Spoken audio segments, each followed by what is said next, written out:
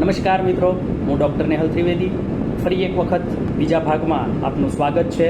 જીસેટની exam જે 2019માં લેવાઈ અને તેનું જે પેપર આપણે સોલ્વ કરી રહ્યા હતા તેમાં 1 થી 25 નંબરના પ્રશ્નો પહેલા ભાગમાં આપણે સોલ્વ કરી ચૂક્યા છીએ. આજે આપણે 26 થી 50 નંબરના પ્રશ્નો સોલ્વ કરવા જઈ રહ્યા છીએ. મારી એક નમ્ર વિનંતી છે તમને કે પહેલા ભાગમાં મેં જે લિંક આપેલી એ લિંકમાંથી 2019નું પ્રશ્નપત્ર આપની પાસે ડાઉનલોડ કરીને સામે રાખજો અને આ વિડીયો નિહાળતા જજો, સમજતા જજો. જરૂર પડે ત્યાં નોંધ પણ કરતા જજો. વિડીયો પૂરો થાય પછી તમે તમારા સવાલ કોઈ હોય તો તમે મને વોટ્સએપ પણ કરી શકો છો. મારો વોટ્સએપ નંબર હું અહીંયા આગળ લખીને મૂકીશ. Thank you. તો શરૂ કરીએ. 26 નંબરનો જે સવાલ છે, જૂથ કાર્યનું વિકાસલક્ષી મોડેલ કોના ઉપર આધારિત છે? ઓપ્શન આપ્યા છે: એ એરિક્સનનું અહમ મનોવિજ્ઞાન, બી ફ્રોઇડના વિકાસના તબક્કાઓ, સી બ્રોન ફેબ્રેનરના જીવનકાળ અભિગમ, કે કોહલબર્ગનું વિકાસનું મોડેલ. 4 ઓપ્શન છે. એમાં જૂથ કાર્ય જે છે એના વિકાસની વાત જો આપણે જોવા જઈએ તો જનરલી એવું કહી શકાય કે વિકાસના મોડેલ વ્યક્તિગત જીવનના તબક્કા ઉપર આધારિત હોય છે, ધ્યાન કેન્દ્રિત કરે છે. અને આ 4માંથી લગભગ એરિક્સન જે છે એ વધારે નિકટતમ બાબત કરે છે. એટલે એરિક્સનનો મનોસામાજિક મનોવિજ્ઞાનનું જે મોડેલ છે એ મોડેલ ઉપર આધારિત એ આ સિદ્ધાંત જે છે એના ઉપર આધારિત આ મોડેલ ડેવલપ થયું છે. એટલે અહીંયા આગળ જવાબ આવશે ઓપ્શન એ. તો ઓપ્શન એ એરિક્સનનો મનોસામાજિક મનોવિજ્ઞાનનો જે સિદ્ધાંત છે એ અહીંયા આગળ જવાબ છે. 27 નંબરના ક્વેશ્ચનમાં પૂછવામાં આવ્યું છે કે એન ઇન્ટ્રોડક્શન ટુ સોશિયલ કેસવર્ક પુસ્તકના પ્રથમ ભારતીય લેખક કોણ છે? આપણે ફોરેન કન્ટ્રીઝના લેખક તો ઘણા બધા જોયા, પણ ભારતીય લેખક જે છે એમાં એન ઇન્ટ્રોડક્શન ટુ સોશિયલ કેસવર્ક એટલે કે વ્યક્તિગત સેવા કાર્ય ઉપર જેણે પ્રથમ પુસ્તક લખ્યું હોય તેવા લેખક, તો એમાં ઓપ્શન આપ્યા છે: એ ઓપ્શન છે MS ગોર છે, બી છે GR બેનર્જી, સી ગ્રેસ મેથ્યુ અને ડી મીનાક્ષી આપ્ટે. સવાલ થોડો ટ્રિકી છે કારણ કે આપણે ગૂંચવાઈ જઈએ, પણ અહીંયા આગળ જે જવાબ આપણને મળે છે તે ઓપ્શન બી છે. GR બેનર્જી નામના જે આપણા સમાજકાર્ય લેખક છે તેમણે આ પુસ્તક લખેલું. ગ્રેસ મેથ્યુએ પણ આ વિષય ઉપર લખ્યું છે, પરંતુ GR બેનર્જી આ ક્ષેત્રના પ્રારંભિક અને મહત્વપૂર્ણ લેખકોમાંના એક ગણાય છે. એટલે મેં તમને અગાઉ કીધું એમ કે આ સવાલ થોડો ટ્રિકી છે, પણ આપણે જો જોવા જઈએ તો GR બેનર્જી એટલે કે બી ઓપ્શન આનો જવાબ છે. 28 નંબરનો સવાલ આપણી સામે છે: ભોર સમિતિની 2 ભલામણો કઈ હતી? એમાં એમણે ઓપ્શન આપ્યા છે: નિવારક અને રોગ નિવારક સેવાઓનું એકીકરણ કરવું, PHCનો વિકાસ કરવો એટલે કે પ્રાથમિક આરોગ્ય કેન્દ્રોનો વિકાસ કરવો, પરંપરાગત બ્રિટિશ એટેન્ડન્ટ પ્રોગ્રામને મજબૂત બનાવવો અને કુટુંબ નિયોજનના કાર્યક્રમને મજબૂત બનાવવો. હવે આ 4 જે છે એમાંથી કઈ કઈ બાબતો ભોર સમિતિની 2 ભલામણોમાં સમાવેશ થાય છે? એટલે આપણે અહીંયા આગળ જે 4 બાબત છે એમાંથી કોઈ પણ 2 બાબતને પસંદ કરવાની છે. તો એ ઓપ્શન જે છે એમાં એવું કીધું છે કે પહેલી અને ત્રીજી. બી ઓપ્શન છે એમાં બીજી અને ત્રીજી. સી ઓપ્શન એવું કહે છે કે પહેલી અને બીજી. ડી ઓપ્શન એવું કહે છે કે ત્રીજી અને ચોથી. જે ભલામણો હું અગાઉ વાંચી ગયો છું તમારી સામે. આવો હવે આપણે જવાબ જોઈએ. તો જવાબની અંદર ભોર સમિતિએ જે 2 ભલામણ કરી હતી તેમાં પહેલી અને બીજી આ 2 ભલામણો કરવામાં આવી હતી. નિવારક અને રોગ નિવારક સેવાઓનું એકીકરણ કરવું અને પ્રાથમિક આરોગ્ય કેન્દ્ર જે છે તેને વધારે સ્ટ્રેન્થન કરવું, તેનો વિકાસ કરવો. આ ભલામણ એ ભોર સમિતિએ 1946માં કરવામાં આવી હતી.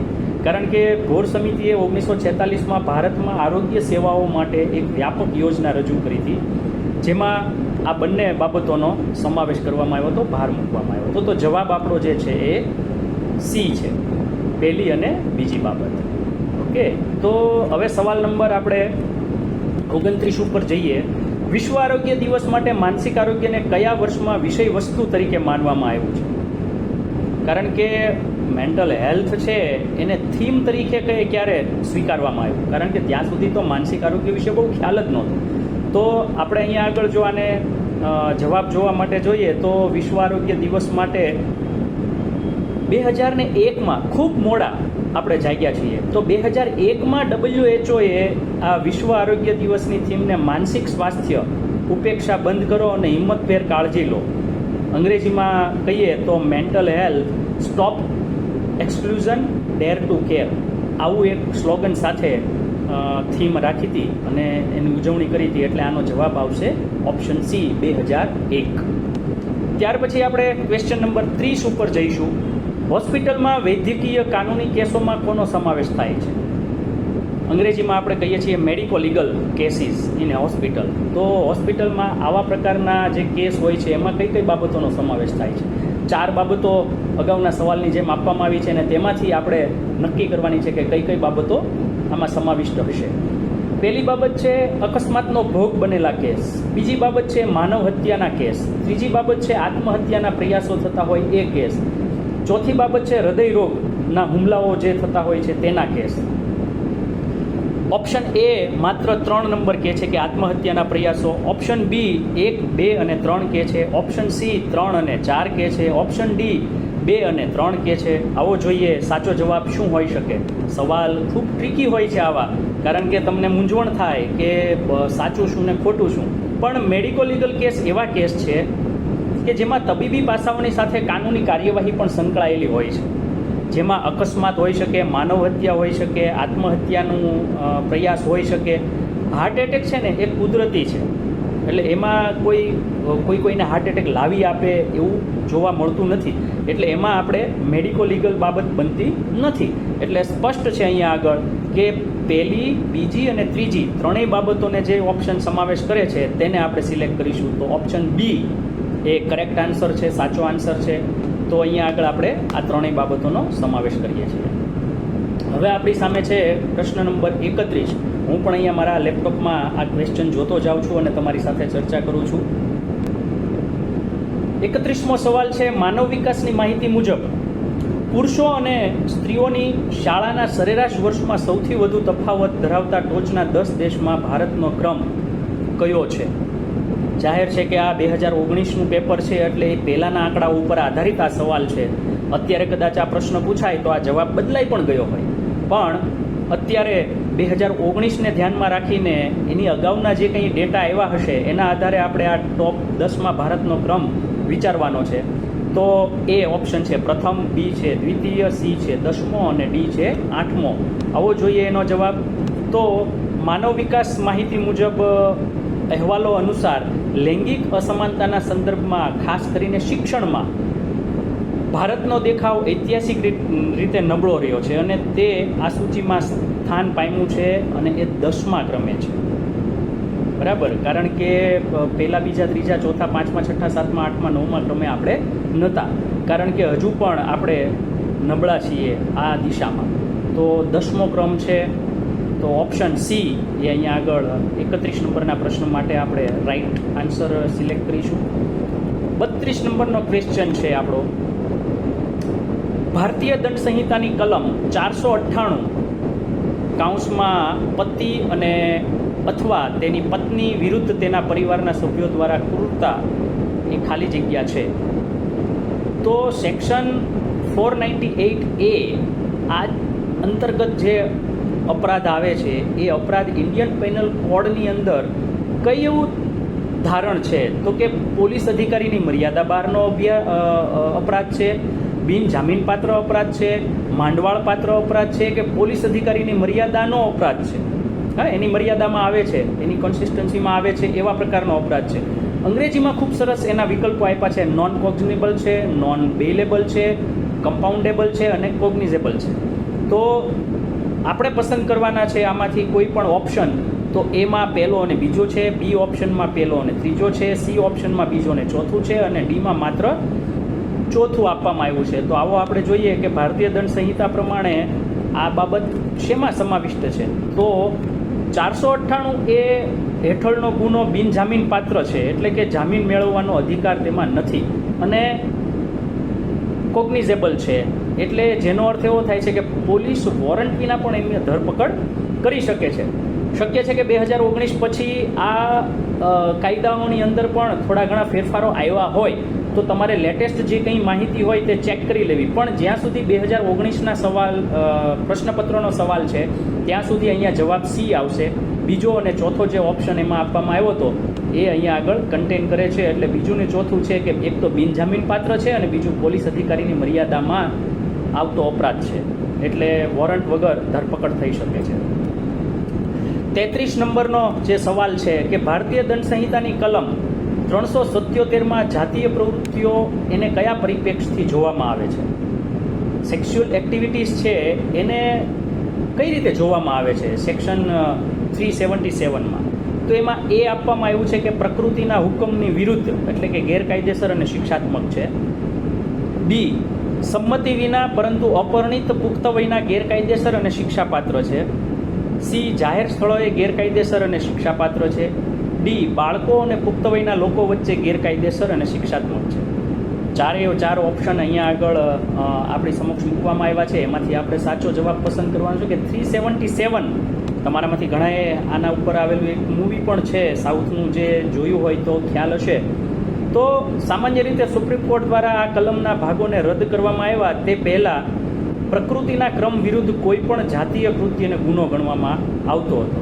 2018માં સુપ્રીમ કોર્ટે પુખ્ત વયના લોકો વચ્ચે સંમતિથી જાતીય સંબંધોને આ અપરાધની શ્રેણીમાંથી બહાર કરી દીધા. ત્યાં સુધી એવું હતું કે પુખ્ત વયના લોકો વચ્ચે જો સંમતિથી આવો કોઈ પ્રકૃતિ વિરુદ્ધનો પણ જાતીય સંબંધ બંધાય તો એ અપરાધ ગણાતો હતો. તો પ્રકૃતિના ક્રમ વિરુદ્ધ કોઈ પણ જાતીય અપરાધ થાય છે કે જાતીય કૃત્ય થાય છે તો એને આપણે ગુનો ગણીએ છીએ. તો અહીંયા આગળ option A is a right answer છે, એટલે આપણે ઓપ્શન એને પસંદ કરીએ છીએ. સવાલ 34 ખૂબ જ ટ્રિકી પ્રકારનો છે કે મનોગ્રસ્તી તરીકે અનિવાર્ય, અંગ્રેજીમાં આપણે એને કહીએ છીએ ઓબ્સેશન. તો આ ઓબ્સેશન જે છે એ કઈ પ્રકારની પરિસ્થિતિ છે? તો એક સામાન્ય એ અસામાન્ય છે, વિચાર એ ક્રિયા છે, વર્તન એ સંજ્ઞાન છે, વિચારવું એ લાગણી છે. હું અંગ્રેજીમાં પણ તમને કહું, normal is to abnormal, thought is a action, behaviour is to cognition, thinking is to feeling. થોડું અઘરું છે કારણ કે સાયકોલોજી બેઝ જવાબ છે. આપણે આવો એનો આન્સર આપણે અહીંયા આગળ જોઈએ તો મનોગ્રસ્તી બાધ્યતા વિકાર એટલે કે ઓસીડીમાં મનોગ્રસ્તી એટલે કે ઓબ્સેશન એ વારંવાર આવતા અનિચ્છીય વિચારો છે, જ્યાં બાધ્યતા એટલે કે કમ્પલ્ઝન એ વિચારોને કારણે થતી વારંવાર થતી ક્રિયા છે. એટલે ઓપ્શન બી અહીંયા આગળ સાચો છે કે વિચાર એ એક ક્રિયા છે. તો એવા પ્રકારના વિચારો વારંવાર આવે છે. Obsession is a thought as compulsion into action, કે જે તમને એક્શન કરતાં રોકે છે. બાધ્યતા વિકાર એટલે કે ઓસીડી. તો એને લગતો આ સવાલ હતો. તો એમાં આપણે બી ઓપ્શનને સિલેક્ટ કર્યો છે અને એ સાચો જવાબ છે. પ્રશ્ન નંબર 35માં સ્કિઝોફ્રેનિયાના લક્ષણોમાં શું સામેલ છે, એની લાક્ષણિકતાઓમાં શું સામેલ છે? તો અગેન આપણને 4 ઓપ્શન આપ્યા છે અને એમ 4માંથી 1 હોઈ શકે, 2 હોઈ શકે, 2 કરતાં વધારે પણ હોઈ શકે. એની નીચે એના વિકલ્પો આપણને આપ્યા છે. તો પહેલાં એ જોઈ લઈએ. ભ્રમણા, ભ્રાંતિ, સ્વચ્છતા પ્રત્યેનો મનોગ્રસ્ત અને ધબકાર. એટલે કે સ્વચ્છતા પ્રત્યે આપણને જે ઓબ્સેશન હોય છે એ, અથવા તો ધબકારા, અથવા તો ડિલ્યુઝન, અથવા તો હેલ્યુસિનેશન, આમાંથી કોઈ પણ વસ્તુ હોઈ શકે છે. તો કોડ પ્રમાણે જો જોવા જઈએ તો ઓપ્શન એ જે છે એ પહેલું ને બીજું કહે છે, ઓપ્શન બી પહેલું ને ત્રીજું કહે છે, ઓપ્શન સી ત્રીજું ને ચોથું કહે છે, અને ઓપ્શન ડી બીજું અને ચોથું કહે છે. આવો જોઈએ સાચો જવાબ શું છે, કારણ કે આ પણ સાયકોલોજી બેઝ આખો છે, પણ મનોવિજ્ઞાન એ સમાજ કાર્યકર માટે ખૂબ અગત્યનો વિષય છે અને ખૂબ આવશ્યક વિષય છે. ફિલ્ડમાં આપણે જ્યારે જઈએ છીએ ત્યારે તો આપણને થોડી માહિતી તો આની હોવી જોઈએ. સ્કિઝોફ્રેનિયાના મુખ્ય પોઝિટિવ લક્ષણોમાં ભ્રમણા એટલે કે હેલ્યુસિનેશન, વાસ્તવિકતામાં ન હોય તેવું દેખાય અથવા તો એવું સંભળાય, અને ભ્રાંતિ, ખોટી પરંતુ દ્રઢ માન્યતાઓ માણસના મનમાં જે થઈ જાય છે એનો સમાવેશ થાય છે. બરાબર. તો અહીંયા આગળ ઓપ્શન એ 1 અને 2 એ સાચો જવાબ છે, તો આપણે એને પસંદ કરીએ છીએ. 36 નંબરનો જે ક્વેશ્ચન છે, પ્રશ્ન છે આપણી સામે, ક્લેરિસ્ટોફોબિયા અથવા બંધ જગ્યાઓનો અતિશય ભય તે શેનું ઉદાહરણ છે? ઘણી બધી જગ્યાએ આપણને બાથરૂમમાં પણ આપણે બંધ થઈ જઈએ તો આપણને ડર લાગે છે, તો એવા પ્રકારે બંધ જગ્યાઓમાં ખૂબ ભય લાગે, તો એ શેનું ઉદાહરણ છે? તો અહીંયા આગળ ઓપ્શન આપ્યા છે: એ મનોભાવનો વિકાર છે, બી તણાવ સંબંધિત વિકાર છે, સી પદાર્થના દુરુપયોગનો વિકાર છે, કે ડી જ્ઞાનતંતુ સંબંધી વિચાર છે. તો આ જે ફોબિયા છે એની માટે જો આપણે જોઈએ તો એક પ્રકારનો ચિંતાનો વિકાર છે, એટલે કે એનેક્ઝાઇટી ડિસઓર્ડર છે, જેને વ્યાપક રીતે ન્યુરોટિક ડિસઓર્ડરની શ્રેણીમાં આપણે વર્ગીકૃત કરીએ છીએ. એટલે કે ન્યુરોટિક એટલે જ્ઞાનતંતુને લઈ. તો ઓપ્શન ડી જ્ઞાનતંતુ સંબંધી જે વિકાર છે, ન્યુરોટિક ડિસઓર્ડર, એ આનો સવાલનો જવાબ છે. હજુ પણ સાયકોલોજી બેઝ જ અહીંયા આગળ પ્રશ્નો આપણી સમક્ષ આવી રહ્યા છે. સતત ડિપ્રેસિવ ડિસઓર્ડર તરીકે કયો ડિસઓર્ડર ઓળખાય છે, કોને ઓળખવામાં આવે છે? તો સતત જે ડિપ્રેસિવ, જે ડિપ્રેશનમાં આપણને લઈ જાય છે, હતાશામાં લઈ જાય છે, તેવા પ્રકારના ડિસઓર્ડરને તો વિષણ મનસ્કતા, મોટી હતાશા, મનોવિકૃતિ કે જ્ઞાનતંતુઓના રોગ, આ 4 ઓપ્શન અહીંયા આગળ આપવામાં આવ્યા છે. આવો આપણે સાચો જવાબ જો જોઈએ તો સતત ડિપ્રેસિવ ડિસઓર્ડર તરીકે ડિસ્થેમિયા એ લાંબા ગાળાનો ક્રોનિક પરંતુ હળવા પ્રકારનું ડિપ્રેશન છે, જે ઓછામાં ઓછા 2 વર્ષ સુધી ચાલે. તેને હવે સતત ડિપ્રેસિવ ડિસઓર્ડર તરીકે પણ ઓળખવામાં આવે છે. તો અહીંયા આગળ જવાબ એ ડિસ્થેમિયા જે છે એ આપણે જવાબ તરીકે પસંદ કરીએ છીએ. અને લાંબા ગાળા સુધી ચાલે અને ધીમે ધીમે એટેક કરે છે, એક સાથે આપણી ઉપર એટેક કરતું નથી, તો એ સતત ડિપ્રેસિવ ડિસઓર્ડર તરીકે ઓળખાય છે. ત્યાર પછી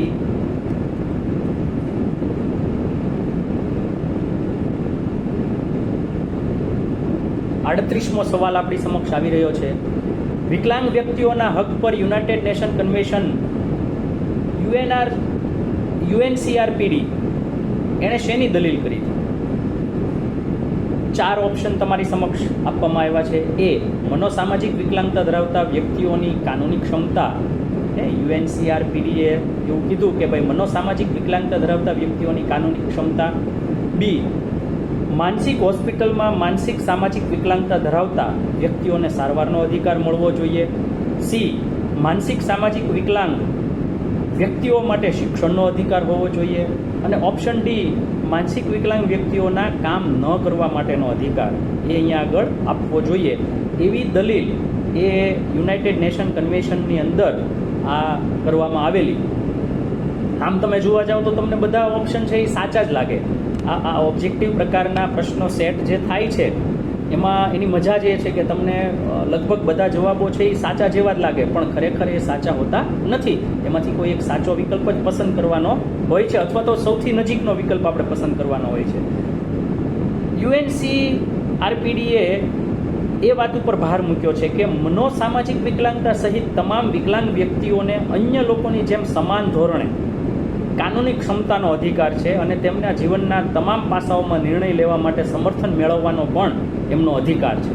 અને એટલે અહીંયા આગળ ઓપ્શન એ વધારે નજીકનો ઓપ્શન છે કે મનોસામાજિક વિકલાંગતા ધરાવતા વ્યક્તિઓની કાનૂની ક્ષમતા એ વધારવી, એ બાબતને આપણે અહીંયા આગળ પસંદ કરીએ છીએ. ત્યાર પછી આપણી સામે આવે છે પ્રશ્ન નંબર 39. તો નીચેનામાંથી કયું પ્રાથમિક આરોગ્ય સંભાળનો સિદ્ધાંત નથી? પ્રાથમિક આરોગ્ય સંભાળની અંદર તો ઘણી બધી બાબતોનો સમાવેશ થાય છે, પણ અહીંયા જે તમને ઓપ્શન આપવામાં આવ્યા છે તેમાંથી કયું નથી? તો ઓપ્શન જોઈએ તો એમાં છે યોગ્ય ટેકનિક, બી જરૂરિયાત આધારિત કાળજી, સી કાયદાકીય આધાર અને ડી સમાન વિતરણ. સવાલ થોડો ટ્રિકી છે પણ જવાબ પણ એટલો જ સરળ હશે.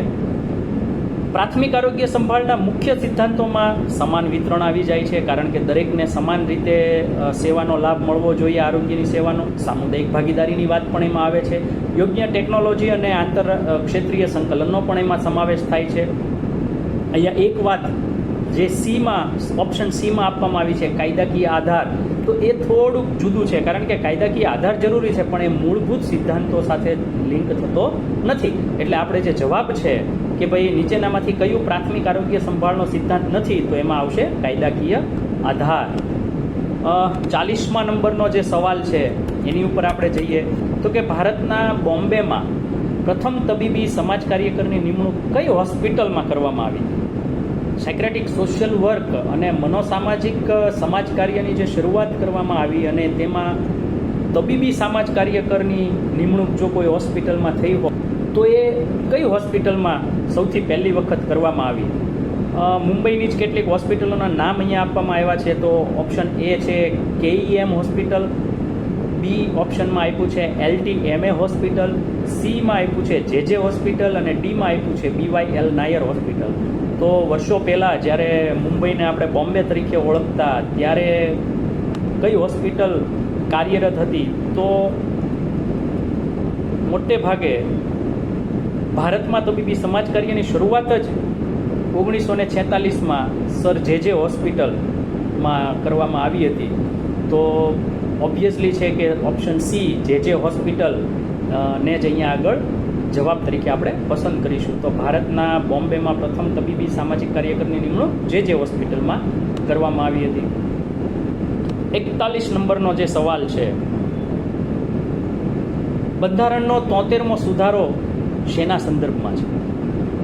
પંચાયતી રાજની અંદર જે બધા બંધારણીય સુધારાઓની વાત કરવામાં આવે છે તો એમાં 73મો બંધારણીય સુધારો એ શેની માટેનો છે એ અહીંયા આગળ આપણે સમજવાનું છે. તો ઓપ્શન એ છે આરોગ્ય સેવાને કેન્દ્રમાં બદલવી, બી પંચાયતી રાજની રજૂઆત, સી સામુદાયિક આરોગ્યની રજૂઆત કે ડી ગ્રામીણ હોસ્પિટલોમાં પ્રાથમિક આરોગ્ય કેન્દ્રોનું અપગ્રેડેશન કરવું. જવાબ હું મારી વાતમાં અગાઉ બોલી ગયો છું કે પંચાયતની અંદર પણ ઘણા બધા બંધારણીય સુધારાઓ જે થયા એમાં 73મો બંધારણીય સુધારો ઉલ્લેખનીય છે. તો 1992માં થયેલો આ 73મો બંધારણીય સુધારો પંચાયતી રાજ સંસ્થાને બંધારણીય દરજ્જો આપવા અને ગ્રામીણ સ્થાનિક સ્વરાજ્યને મજબૂત કરવા માટે સમર્પિત છે. તો ઓપ્શન બી પંચાયતી રાજની રજૂઆત માટે 73મો બંધારણીય સુધારો કરવામાં આવેલ અને એનો સમાવેશ કરવામાં આવ્યો હતો. સવાલ નંબર 42, વસ્તીશાસ્ત્ર શેનો અભ્યાસ કરે છે? અંગ્રેજીમાં આપણે એને ડેમોગ્રાફી કહીએ છીએ. તો demography is the study of વૃદ્ધ વ્યક્તિઓનો અભ્યાસ કરે છે, વસ્તીના પોષક તત્વોનો અભ્યાસ કરે છે, વસ્તીના રોગના કારણોનો અભ્યાસ કરે છે કે ડી વસ્તીનો અભ્યાસ કરે છે? જુઓ, આ પણ એક ટ્રિકી સવાલ છે કે વસ્તીની અંદર બધાનો સમાવેશ થાય છે. તો આનો જવાબ ઓબ્વિયસલી ડી જ આવવો જોઈએ કે વસ્તી, કારણ કે ઉપર જે છે એ તો એના જુદા જુદા મુદ્દાઓ છે વસ્તીના. તો વસ્તીશાસ્ત્ર એ માનવ વસ્તીનો વૈજ્ઞાનિક અભ્યાસ છે જેમાં તેનું કદ, માળખું, વિતરણ, જન્મ, મૃત્યુ, સ્થળાંતર આ બધી જ પ્રક્રિયાનો અભ્યાસ કરવામાં આવે છે. તો અહીંયા આગળ જવાબ આવશે ડી. તો વસ્તીશાસ્ત્ર એ વસ્તીનો અભ્યાસ કરતું શાસ્ત્ર છે. 43 નંબરનો જે સવાલ છે, માતા પિતા અને વરિષ્ઠ નાગરિકોના જાળવણી અને કલ્યાણનો કાયદો કયા વર્ષમાં પસાર થયો હતો? Maintenance and welfare of parents and senior citizens act. આવો એક એક્ટ છે એની જ આપણને તો ખબર નથી હે, કેટલા બધા મિત્રોને તો એ જ ખબર નહીં હોય. પણ આવો એક કાયદો પણ આપણા દેશમાં છે કે જેમાં માતા પિતાની જવાબદારી, એની કલ્યાણ કરવું, એનો ઉછેર કરવો, એમને સાચવવા, વરિષ્ઠ નાગરિકોને સાચવવા, આ બધું જ આપણી જવાબદારીમાં આવે છે અને એની માટે કાયદો પણ છે. તો આવો કાયદો ક્યારે પસાર થયો હશે? તો એના માટે અહીંયા આગળ આ જે આખો કાયદો છે, the maintenance and welfare of parents and senior citizen act 2007માં પસાર કરવામાં આવેલ, જે બાળકો માટે તેમના માતા પિતા અને વરિષ્ઠ નાગરિકોનું ભરણ પોષણ, મેં કીધું ને ઉછેર કરવાનું, એ કાયદેસર રીતે અને ફરજિયાત બનાવે છે. તો અહીંયા આગળ જુદા જુદા જે 4 ઓપ્શન આપવામાં આવ્યા છે 2004માં, 2007માં, 2009માં કે 2010માં, તો અહીંયા આગળ હું કહી દઉં કે 2007 એ સાચો ઓપ્શન છે અને આપણે એને પસંદ કર્યો છે. 44 નંબરનો જે સવાલ છે તેમાં કેટલીક બાબતોને આપણી સામે મૂકીને અગેન પેલું કોડવાળી પદ્ધતિથી જ સવાલને પૂછવામાં આવ્યો છે. એના જવાબો તમારે આપવાના છે. એક સર્વેમાં જાણવા મળ્યું છે કે શહેરી વિસ્તારોમાં રહેતા દર 2 વૃદ્ધ વ્યક્તિઓમાં એક, આ વાક્યને પૂરું કરવા માટે નીચેના વાક્યો આપ્યા છે. સામાન્ય રીતે પરિવારના સભ્યો અથવા લોકો પાસેથી સાચો આદર અથવા સારું વર્તન પ્રાપ્ત થતું નથી. નંબર 2, માનસિક બીમારીથી પીડિત છે. નંબર 3, 80 વર્ષથી વધુ જીવે છે. અને નંબર 4, ખરેખર કાર્યરત છે. એક સર્વે જે કરવામાં આવ્યો હતો તેના આધારે અહીંયા આગળ આપણને આ વાક્ય પૂછવામાં આવ્યું છે. એના ઓપ્શનમાં, જવાબના ઓપ્શન જે આપવામાં આવ્યા છે એમાં ઓપ્શન એ એવું કહે છે કે ત્રીજું અને ચોથું, બી એવું કહે છે કે પહેલું અને બીજું, સી એવું કહે છે કે માત્ર ચોથું અને ડી એવું કહે છે કે માત્ર પહેલું. આવો જોઈએ સાચો જવાબ શું હશે આ સર્વે જે થયો હતો એમાં. તો સર્વે એવું કહે છે કે શહેરી વિસ્તારોમાં વૃદ્ધોની સમસ્યાઓ પરના ઘણા અભ્યાસો, કારણ કે આ શહેરી વૃદ્ધો ઉપર વિસ્તારોમાં જે વૃદ્ધોની સમસ્યા છે એના ઉપર થયેલો અભ્યાસ છે, અને એ સામાજિક ઉપેક્ષા એટલે કે સાચો આદર નથી મળતો અને એકલતાને કારણે માનસિક સમસ્યાઓનો જે સામનો કરવો પડે છે એમને, એની વાત અહીંયા આગળ દર્શાવી છે. એટલે અહીંયા આગળ જવાબ એવો આવશે પહેલું અને બીજું. તો સામાન્ય રીતે પરિવારના સભ્યો અથવા લોકો પાસેથી સાચો આદર નથી પ્રાપ્ત કરતા અને માનસિક બીમારીથી પીડિત છે. એટલે અહીંયા જવાબ બી 1 અને 2 જે ઓપ્શન સિલેક્ટ કરેલો છે તે આવે છે. બરાબર. પ્રશ્ન નંબર 45 એ અગેન ઓલ્ડ એજ પીપલ માટેનો છે. એને ધ્યાનમાં રાખીને વૃદ્ધત્વના એટલે કે એલ્ડર માટેનું જે પ્રોગ્રામિંગ હોય છે, એજિંગ ઇમ્પ્લાય એના માટેનું છે. તો વૃદ્ધત્વના પ્રોગ્રામ કરેલ સિદ્ધાંતો શું સૂચવે છે, શું સૂચિત કરે છે? તો એ વૃદ્ધત્વ એ જૈવિક અને સમયાનુસાર બાબત છે. બી વૃદ્ધ વ્યક્તિઓ 65 વર્ષની વય પછી મૃત્યુ પામે છે. સી ઉચ્ચ વર્ગના વૃદ્ધો આનુવંશિક રીતે વધુ જીવનકાળ ધરાવે છે. અને ડી ગરીબીમાં જીવતા વૃદ્ધ લોકોનું મૃત્યુ વહેલું થાય છે. તો બહુ સામાન્ય બાબત છે કે એવું તો ક્યારેય હોતું જ નથી કે પૈસાદાર કે ઉચ્ચ વર્ગમાં જે લોકો જીવન જીવતા હોય છે એ લોકો વધારે લાંબુ જીવે અને ગરીબીમાં જીવતા હોય એ ટૂંકું જીવન જીવે. તો અહીંયા ઓપ્શન સી અને ડી તો આવતું જ નથી. ઓપ્શન બી પણ એવી બાબત છે કે જેમાં 65 વર્ષની વયે વ્યક્તિ મૃત્યુ પામે એ વસ્તુ પણ અહીંયા આગળ એ માન્ય ન ગણાઈ શકાય. તો આ જે પ્રોગ્રામ થિયરી ઓફ એજીસ છે એની અંદર એક જ બાબત એવી છે જે અહીંયા ઓપ્શનમાં આપી છે, વૃદ્ધત્વ એ જૈવિક સમયાનુસાર છે. ઓપ્શન એ જનીનો દ્વારા નિયંત્રિત અને પૂર્વ નિર્ધારિત એવી જૈવિક સમયપત્રને અનુસરનારી ઘટના છે. શરીરમાં એક આંતરિક ઘડિયાળ હોય એની જેમ એ કામ કરે છે, અને એટલે દરેક વ્યક્તિ બાળકથી ક્રમશઃ વિકાસ પામે અને યુવાન બનીને વૃદ્ધ પણ થાય.